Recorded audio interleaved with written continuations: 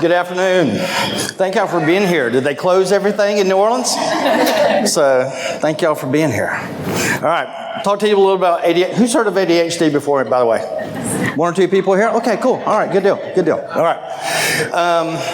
Todd, rest of Psi Beta group, thank you so much. I appreciate the opportunity to be here. I was at a 2-year school, and it was, an very important experience in my life. For those of you that don't know, I actually started off at a little school in Atlanta called Georgia Tech. And I was too young and immature to be in the city of Atlanta at a school like Georgia Tech. And so while I was there, my focus wasn't always where it needed to be. It actually shifted over the 1 quarter that I was there. And I probably spent way too much time at the varsity and a couple other places. So being there for 1 quarter, I then had to look and see what my next options were going to be. And for me, that was coming back to Macon, and that was going to what was then called Macon Junior College. We were in transition going to Macon State College, 2-year institution, and I was still trying to do the pre-engineering thing. But I wasn't happy. And so I was taking a lot of different classes, and I took my very first intro psych class. A professor named Dr. Bill Upton. In every example in psychology, he used wildebeest and Budweiser. And I was hooked. And I was like, yes, this makes sense to me. I got this. And so after spending time there, wasn't doing great student-wise, but I was excited about psychology. I saw an article in the Macon Telegraph. There was this professor at this college over in Milledgeville that my grandmother went to when it was a different name, called Georgia College. And it was this professor, Dr. Lee Gillis, definitely, who was doing these things with ropes and trees called ropes courses. Well, one of my hobbies at the time was rappelling and climbing. I was like, psychology, ropes, trees, okay, we can make this work. And so I then transferred to Georgia College. There's evidence in the Macon Telegraph of a very young, with hair, Noland White. Wow. So it wasn't a mullet. We didn't call it a mullet then, all right? So, no, it wasn't. So I transferred to Georgia College and sought out Dr. Gillis. And Dr. Gillis put into me this idea, not only this love of psychology, but the love of research. And I was fortunate enough to work with him for undergrad. I didn't do my thesis with him for my master's, but to this day, he has still been one of the most influential mentors I have ever had. And he was the person who first took me to a conference. And so I'm sorry he's not here today. He's here. He's in Milledgeville. He's not here at the conference. I'm sorry he's not here at the conference. But for those of you that are going to 2-year schools, and if you're thinking about going to a 4-year school, find somebody there that can help you plug in. Find somebody there that can help you make that connection. We're talking about yesterday about research. Sometimes we don't get that enough or at all in the 2-year program. So, and that's one of the things that's very important for helping you not only get into grad school if that's part of your future, but learn those skills that are going to help you do well in the workforce. So find somebody, ask, get plugged in. And so I'm thankful for Dr. Gillis for that. So, okay, let's talk a little bit about ADHD. I'm going to give you a little bit of an overview from the diagnostic process, talk a little bit about the history of the diagnosis related to children and for adults. Going to talk a little bit about the impact of ADHD, and I hope I'm going to be able to share with you some tips, some ideas for those of you that either have it, that you have somebody you care about that has it, or for those of us that have students with ADHD in our classroom, something that might be beneficial for you to at least be mindful of. I'm also going to share with you some of our research that we do in the lab. So, how many of you ever heard that you outgrow ADHD? Anybody heard that before? Okay. That's what people once believed. And the idea of an adult having ADHD was scoffed at. When I first started my research with ADHD, and this is, back in the 1900s, y'all, a long time ago. Yeah, that old. Yep. So the idea of adults with ADHD was pretty scoffed at, and there was a lot of scrutiny with it. And there's been, unfortunately, a history of possible overdiagnosis with childhood ADHD, and so it was definitely questioned when it came to adults.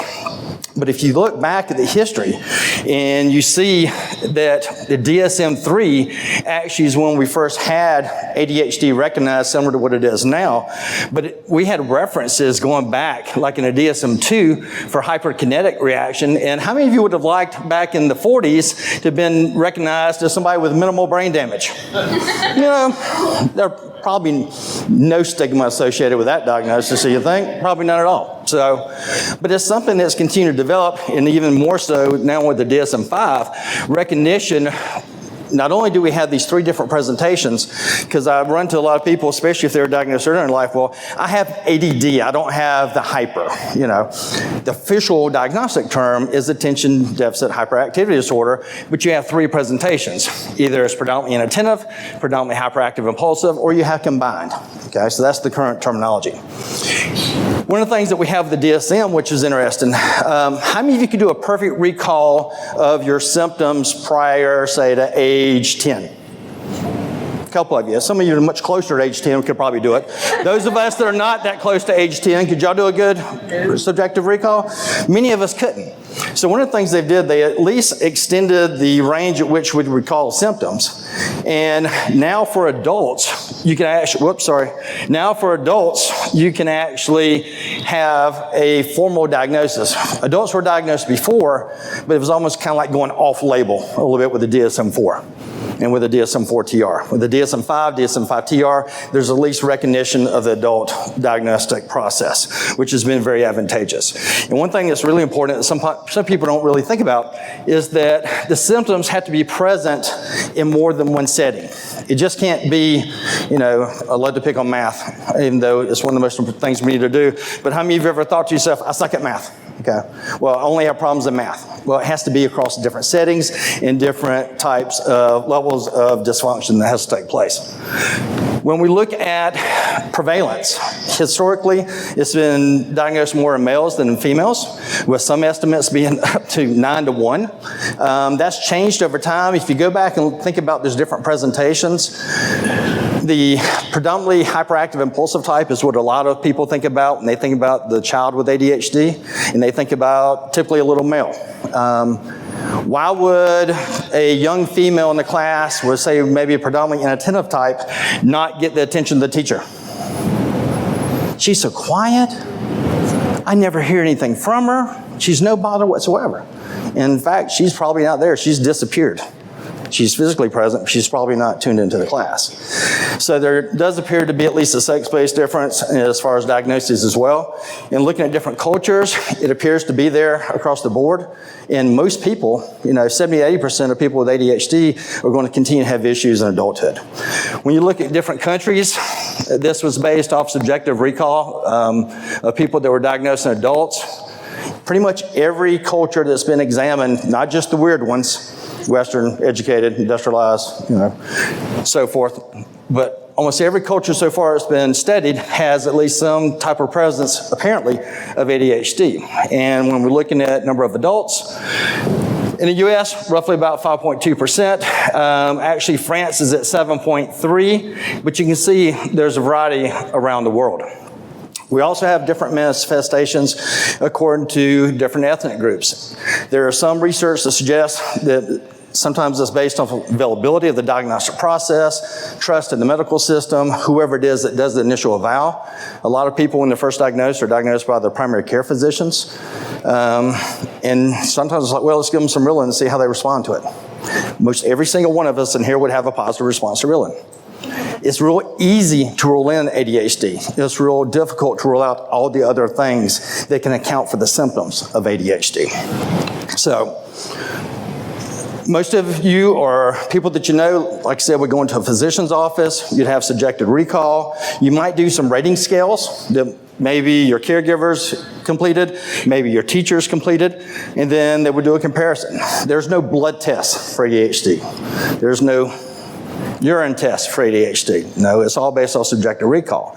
So when I got interested in ADHD, I was working at University of Tennessee as an academic advisor, and my job was to work with students that were either on academic review or they were what was called pending academic dismissal.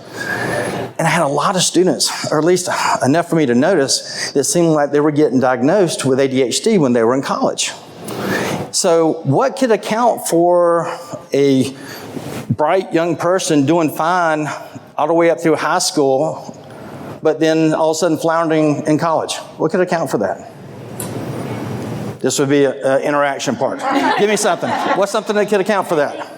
Structure. Good. What kind of structure? Like structure, like you don't have nobody to, you don't have nobody, like you have to do your homework, you have time. Good.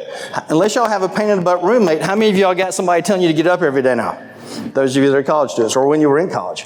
Or did you do your homework? Or have you going to do your homework? Or, just making sure we're staying on track. Because that really doesn't happen a whole lot in the college setting, correct? So people were getting to college and they were actually floundering. And so that's when I really got interested in it. My research professor at the time was doing research with the EEG with children.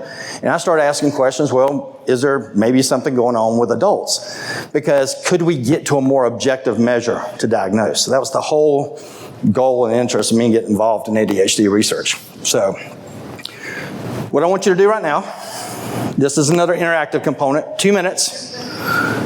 What are your thoughts on the presence or diagnosis of ADHD in adults? I ask you not to socially isolate, but if you choose, that's fine. But turn to somebody around you and discuss.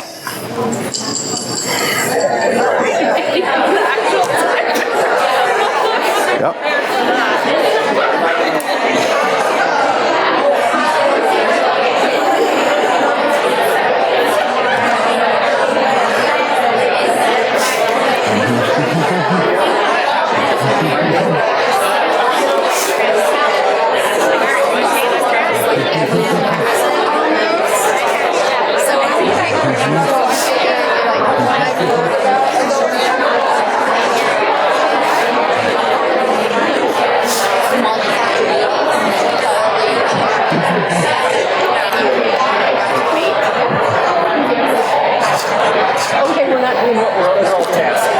I'm not listening. About 5 seconds on tap.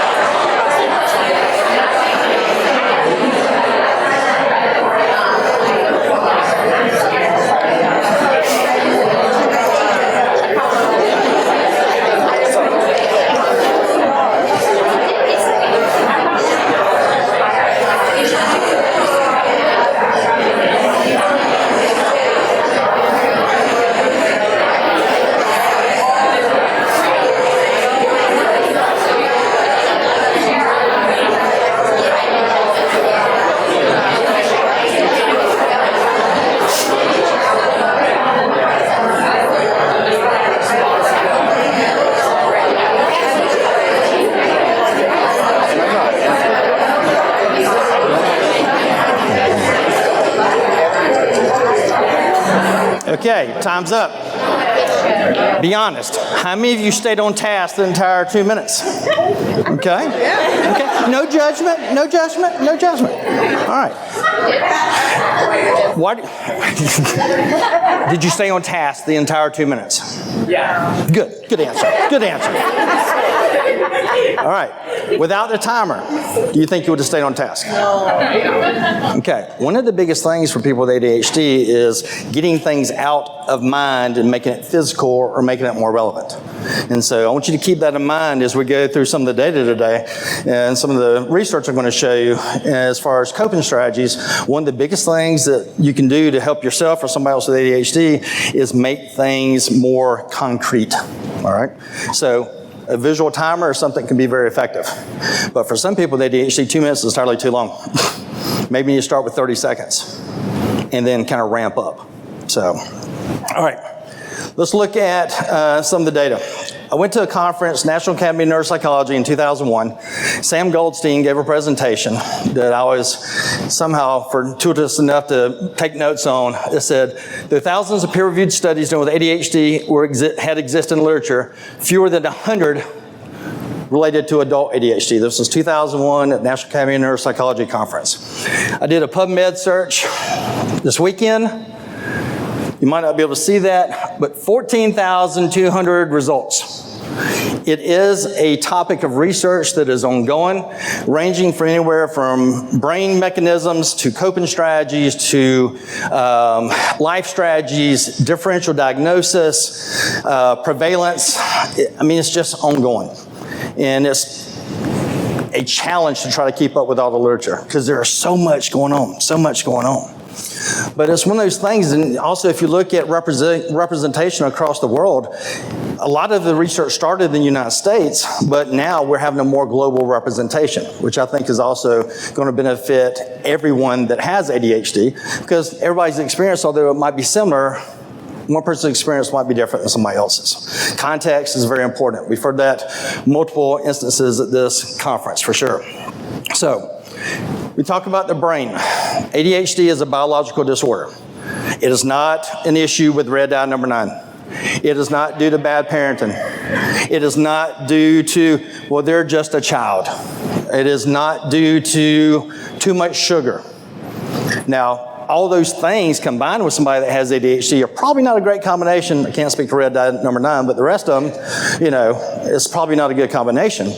And when we look at what parts of the brain are being affected, we have parts of the brain that are involved in processing rewards.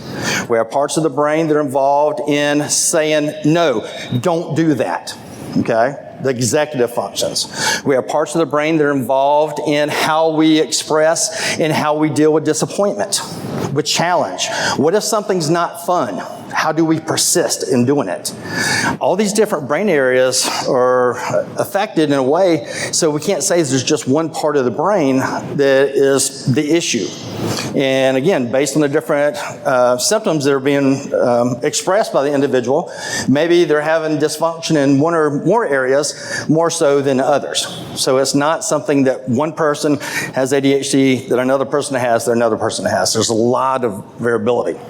So, in my lab at Georgia College, we record EEG because it does not cost tens to hundreds of thousands of dollars to do functional MRIs, okay? And it's something that we can actually get done and we have fun with. We use 19-channel or 32-channel electrocaps. Each of those little white discs there have a metal electrode underneath it. Nothing pierces anything, okay? It sits on top of the scalp, and we put a little bit of gel into each of those housings, and we're trying to get a good reading, which you can see down here in the bottom left. We're measuring impedance down here. And so by looking at the electrical activity of the brain, we do a couple of different tasks. I want you to imagine you're sitting in a chair in a slightly dim room, 4 minutes, eyes closed. And I'm asking you to do this without moving your eyes or moving around. Some of you are already, yep, I'm out, okay? But 4 minutes, I'm going to ask you to do what's called an eyes closed baseline. I'm then going to ask you to do a 4-minute eyes open baseline where you're staring at this white dot. And if you find yourself drifting off, just come back to the dot. So a lot of neuroimaging research is based off the subtraction technique. We have a baseline which we make a lot of assumptions on what's not happening there. We take a task, we subtract the baseline from the task, and what's left is supposedly the task. All right? So here are some of the tasks. One of them is called a visual continuous performance test. And so the individual sits in front of a computer monitor. If they see 2 animals, they click a mouse. If they see anything other than 2 animals, they ignore it. And it goes on for about 21 minutes. Okay? So that's one task. I have another task called the paced auditory serial addition test. And we're going to do a little demo of it. I've even given you the answers for the first part of the demo. So it's a very easy task. Every number you hear, you add to the last one that you heard. Simple. And they're all single-digit numbers. Okay? 4 trials. First trial, 2.4 seconds in between numbers. 3, 9, 7. You can answer out loud if you choose. 1, 8,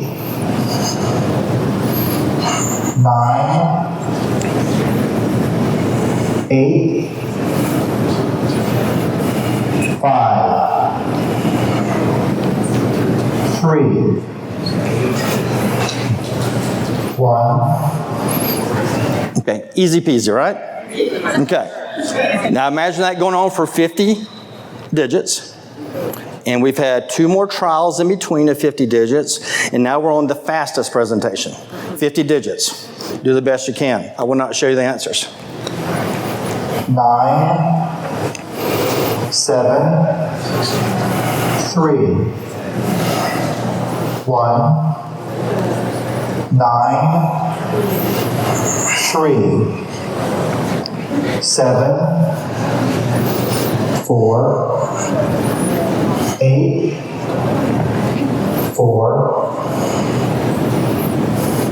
A little bit more challenging? Yeah, it's supposed to be.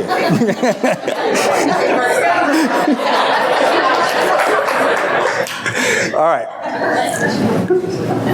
Another task, a continuous performance test. Again, a little bit of interaction. I want you to pretend you're sitting in front of that computer monitor. Again, you're hooked up with EEG, you're hooked up for skin conductance, and all I want you to do is respond when you hear or see the number 1. Okay? So we're going to do a little, see if you got the instructions. All right? So clap once when you hear or see a number 1. Excellent, excellent. Okay, y'all know the instructions. Okay, so let's go with a little bit lengthier trial now.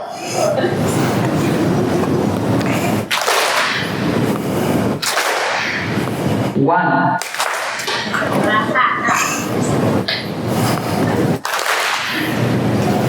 2. 1. 1. 1. 1. 2. 1. 1. Excellent, excellent. Give yourselves a round of applause. And that test only lasts about 23 minutes. All right, so what kind, I'm using tests that are taxing what? Attention and working memory. And they are longer tests. And I ask everybody that is diagnosed with ADHD to come in without their medication. I tell them I don't play a physician. I'm not a physician, or I play one on TV. But if they could please delay their first dose or whatever they take until after they come into the lab, because I want to see their actual performance. And so I'm using tasks that are meant to be mildly boring to a little bit challenging. They're not easy to persist at. And I'm recording their skin conductance and the electrical activity of their brain while they do so. And I'm doing over long stretches of time to try to give me data, okay? So this was the PACE-AT, which I did with the numbers. And looking at controls versus ADHDs, half my legend came off on the bottom. You can see that, it's not noted here, but we start to have a statistically significant difference, at least so far, it appears, at least by trial 3. And if you look at overall number correct, we start to see a separation overall with the 4 trials. For the IVA, which you just did with the clapping, as far as down here on the bottom, full scale response control, visual response control, auditory response control, each of these have a mean of 100. Full scale attention quotient, visual auditory attention quotient.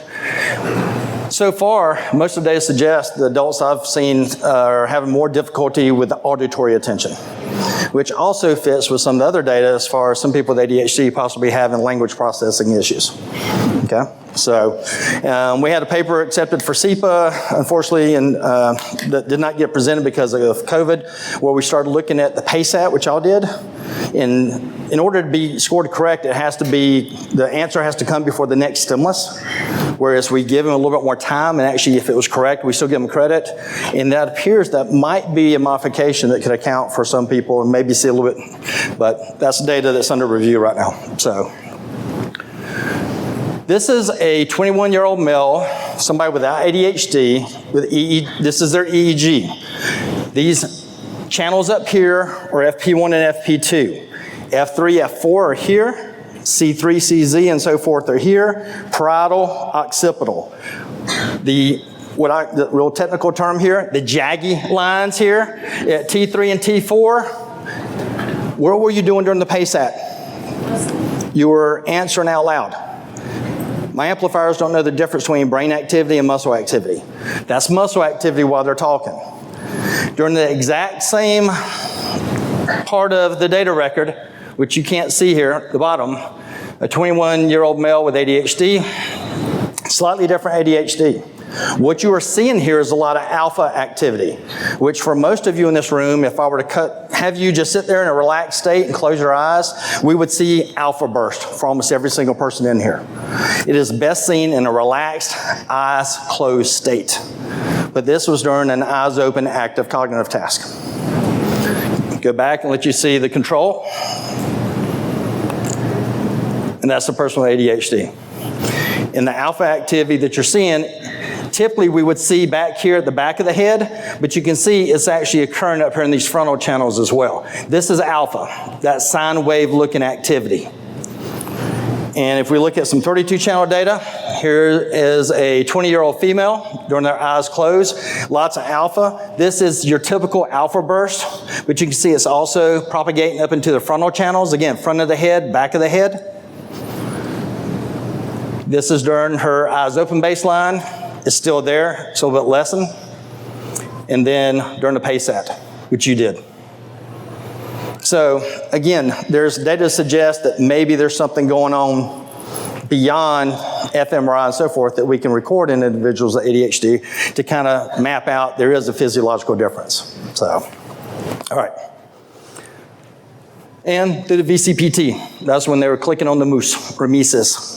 Mooses? Mice? Yeah, mice. Okay. All right. So we look at the EEG. We do what's called a look at the spectral display. We're trying to find out this again. Imagine the front of the head at the top, back of the head back here on the bottom, and you're looking at. We typically look at delta, theta, alpha, beta. Sometimes we look at gamma, and we do quantitative analysis so we compare people with and without ADHD to see, not just looking at how their EEG looks visually, but after doing the Fourier transform, look at actual bandpass activity.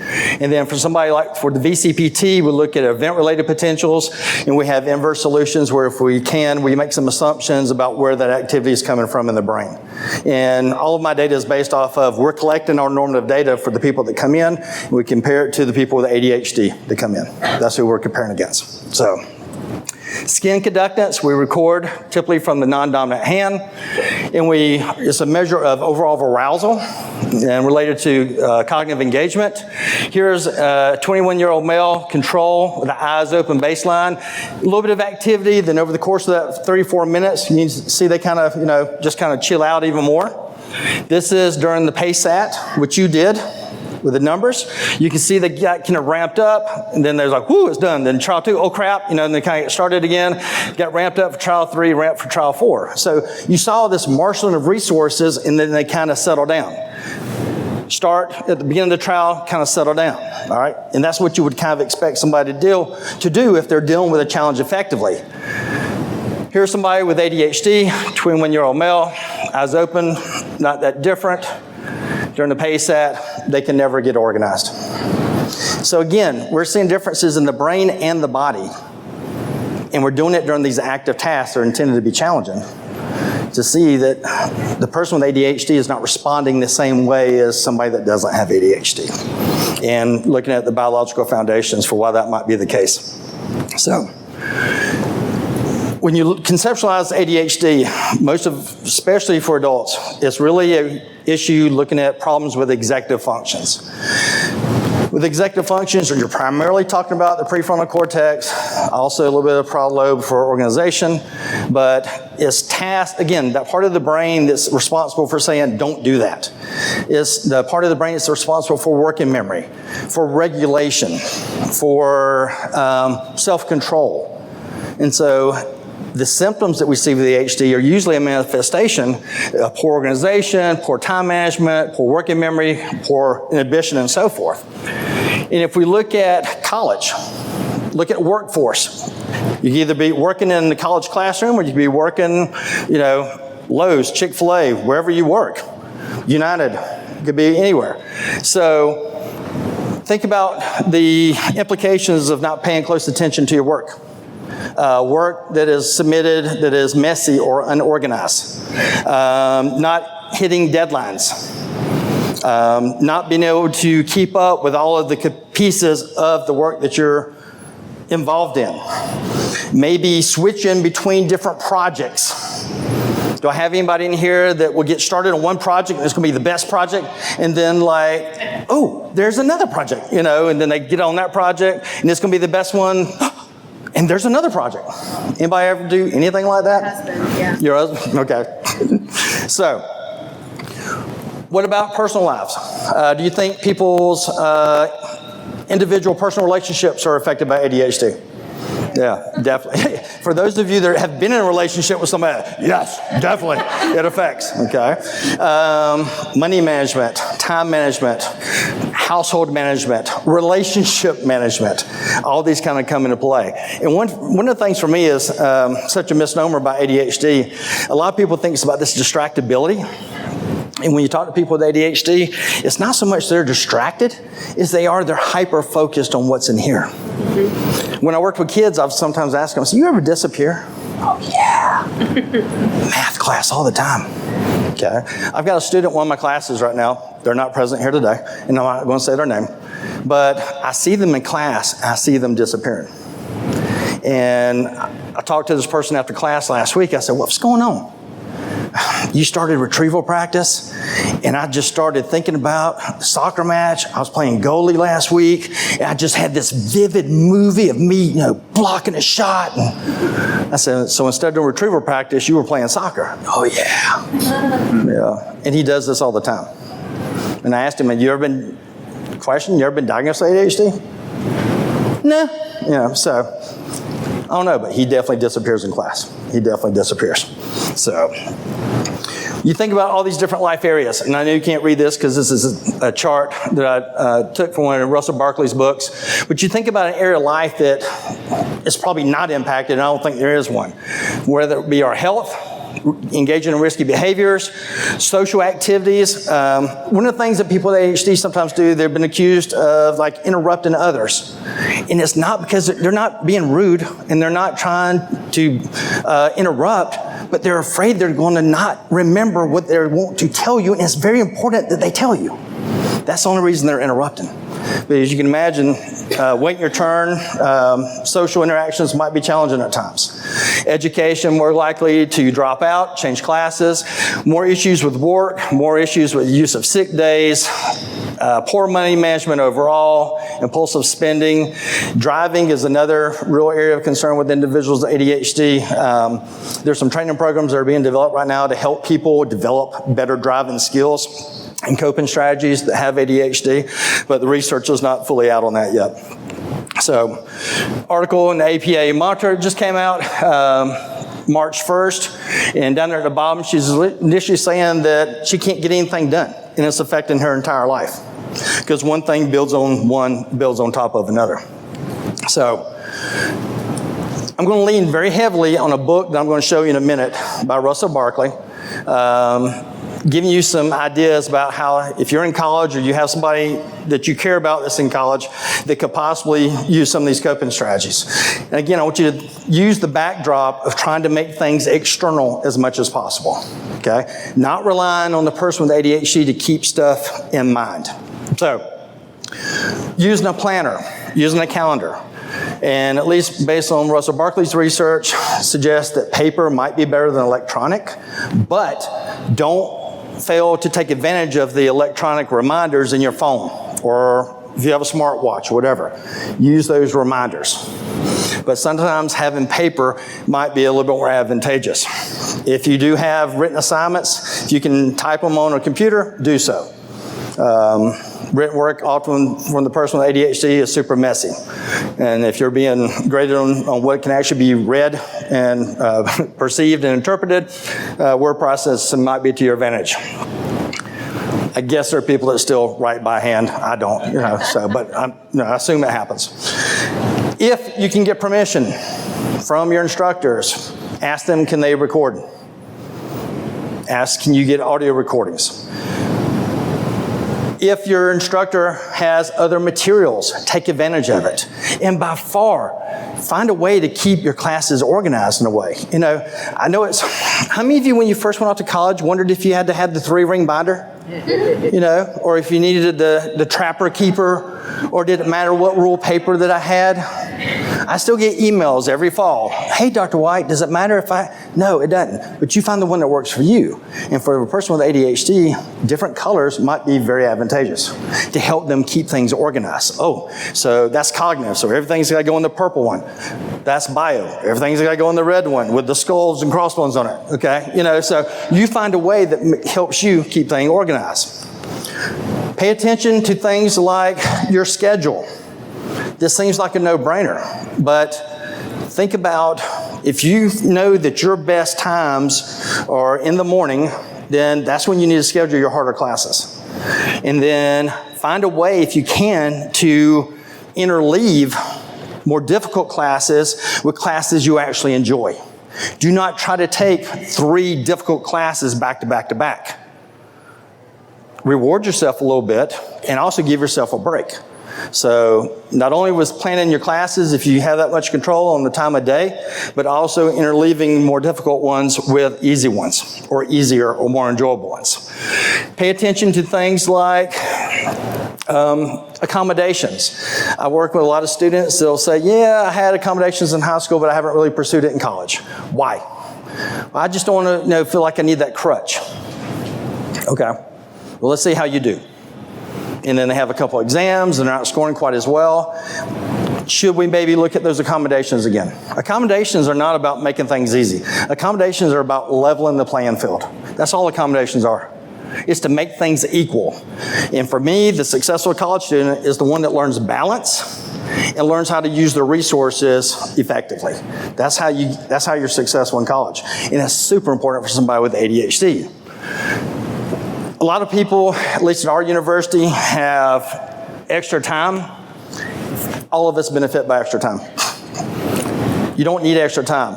People with ADHD would benefit more if it could be done time off the clock, where you actually stop the clock, get up, walk around for maybe 5 minutes. You're not looking at your computer or anything else, but you're just taking a break, and then you come back, and then the timer starts again. That's where people with ADHD benefit more. So other things you might want to think about, and I don't care if you use SQ3R, but active reading is very important. Not just running your eyes over the text. And active reading to the point, like I asked when I talk to students, I said, okay, can you read a page and then can you recite it back to me? No, we can't do that. Okay, what about half a page? Nope. All right, how about a paragraph? Nope. All right, let's do sentence by sentence.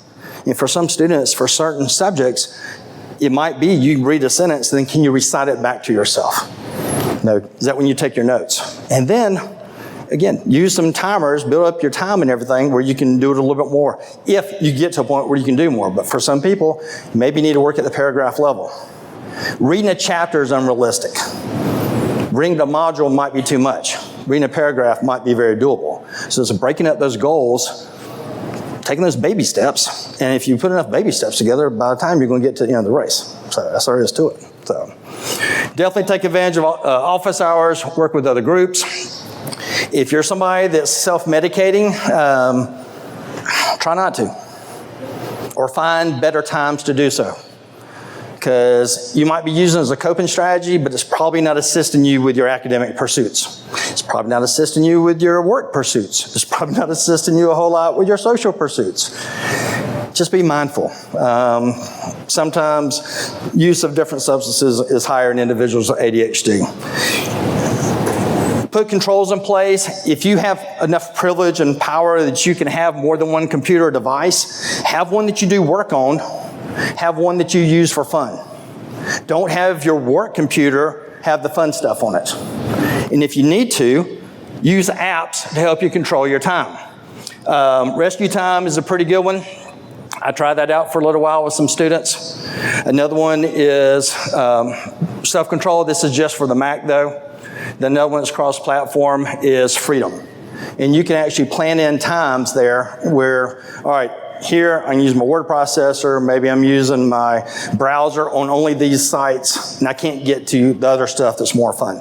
So, might be beneficial. Again, taking things outside of your brain and putting it external for somebody else to have the control or something else to have the control for you. This planner looks decent. I know it's a fuzzy photo. I have it. I've used it with a couple of students.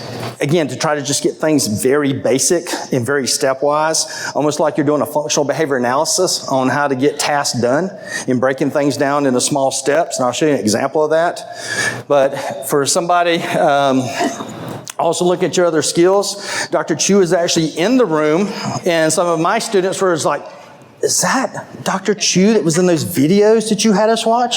Yes, this is Dr. Chu who was in those videos that you watched. Watch every one of the videos. And don't wait until the night before final exams to do so. Do it now. One of the biggest things that Dr. Chu says that resonates with me, learning is not always fast, fun, or easy. And if you're somebody with ADHD, that's ramped up even more. But if you take evidence-based behaviors and cognitive principles and apply it to your learning, you're going to be much more successful. Much more successful. Here's an article by Putnam and others, and any of these I'll be glad to share. I can respond to email, I'll be glad to share otherwise, but this is one of those things that I share with my students. And a brand new book by Regan Garung and John Dulosky, Study Like a Champ. When I first read the title, I was like, but there's some good stuff. And if you read it, you listen to the metaphors and analogies that are being used, very helpful, very helpful. And all of it is empirical. For working with adults with ADHD, again, the main thing is getting things out of their head, making it external, making things where they're not keeping it in their brain. So the planners, the apps, the timers are all very important. And maybe like the timer that I used, or maybe like these kind of timers can be very beneficial for you. So I'm going to start implementing these a little bit more in my classrooms. I have implemented a couple of the visual timers with students one-on-one in my office. I have not done a whole lot during class, but I have started doing it with students in my office.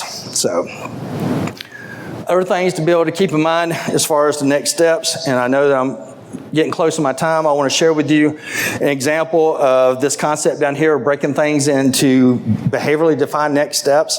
How many of you ever had something on your to-do list, do research paper? Anything, anybody? Okay. How do you do a research paper? It's done, right? Right, done. Okay. So there's multiple components, correct? And sometimes you need to map those things out so that you can achieve each one.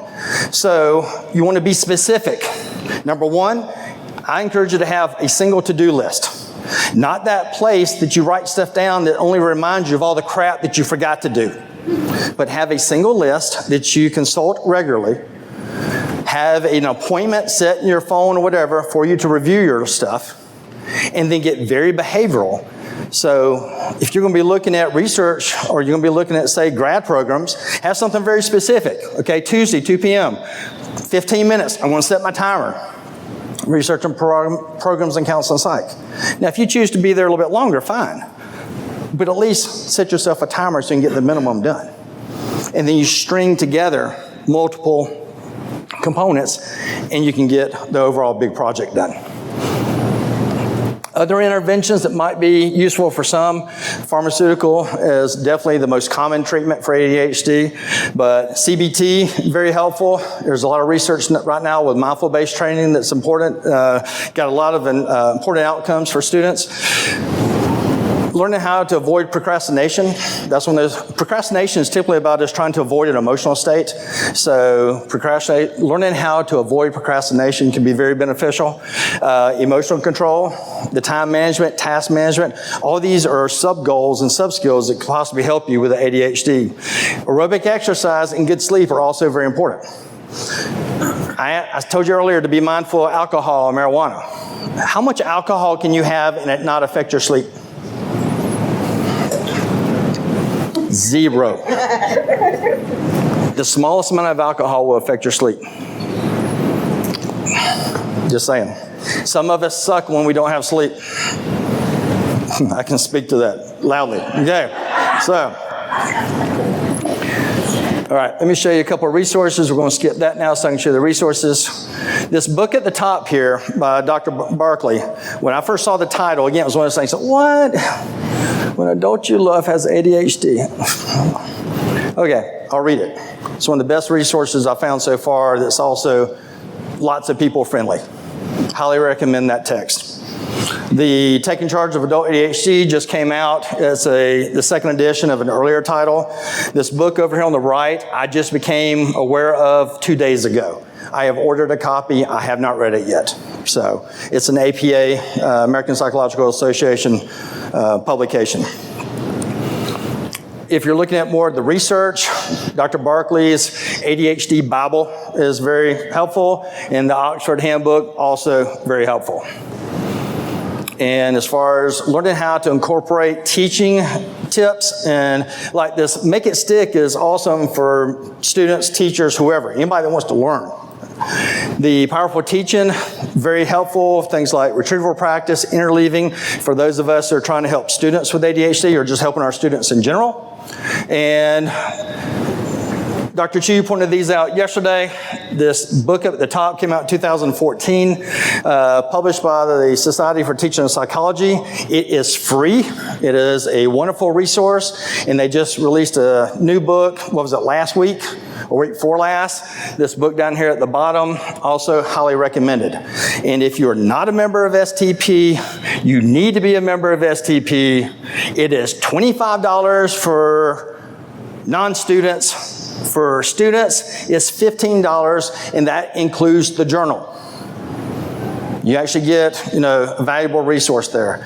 And it is one of those things like Dr. Jane Hallinan has said multiple times, going to like American Psychological Association conferences and being overwhelmed with all the different professional groups that we have in psychology. Because with psychology, we can do all kinds of things, right? But being able to go to an APA conference and for Division 2, which is STP, and finding people that do what you do and understand you.